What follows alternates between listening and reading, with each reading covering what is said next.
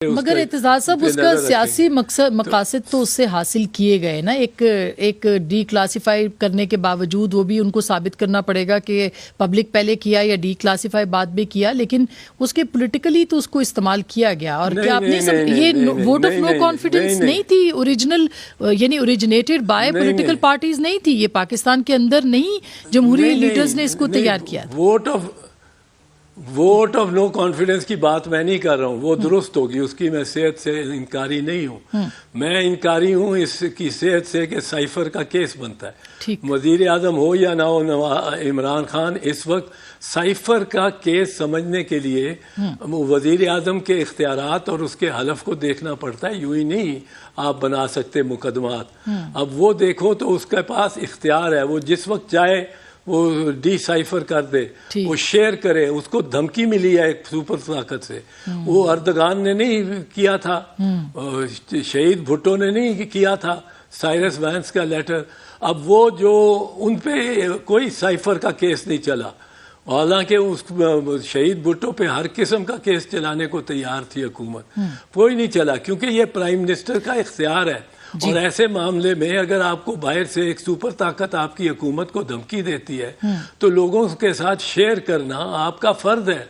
نواز شریف کہتا ہے، 20 مرتبہ کہہ چکا ہے کہ کلنٹن اور نواز شریف کی درمیان جو گفتگو ہوئی اس میں کیا ہوا. وہ اگر گفتگو وہ سیکرٹ نہیں تھی تو یہ لو اور ایک سفیر کے درمیان زیادہ سیکرٹ ہے گفتگو. پر نہ نواز شریف پہ کیس چلنا چاہیے تھا، چوہے صاحب آپ کو کیا مستقبل لگ رہا ہے؟ نہ چلنا چاہیے تھا. جی چوہے صاحب آپ کو کیا لگ رہا ہے خان صاحب کا مستقبل کیا ہوگا؟ کیا آپ کو لگتا ہے سزا تو آسماں مستقبل تو آسماں اس بستی ہے، اس ملک کے بے آئین کے تحت، بے قانون کے تحت کچھ بھی نہیں ہو سکتا ہے. ورنہ یہ ممکن تھا کہ 90 دن سے زیادہ نگران بیٹھے رہتے، 90 دن سے زیادہ الیکشن میں لگا دیتے. میں کبھی سوچ بھی نہیں سکتا. انڈیا میں 20 الیکشن ہو چکی ہیں، شاید سینکڑوں، سارے ریاستوں کی ڈالو تو جنرل الیکشن ہو چکے ہیں. کبھی وہ ایکسیڈ نہیں کرتے 100 دن کا جو وہ ان کا وہ ہے دورانیہ. ایک دفعہ نہیں کیا. ہاں کوئی جس طرح بی بی شہید ہو گئی پولنگ ڈے سے 7 دن پہلے تو وہ کوئی ہو گئی بات.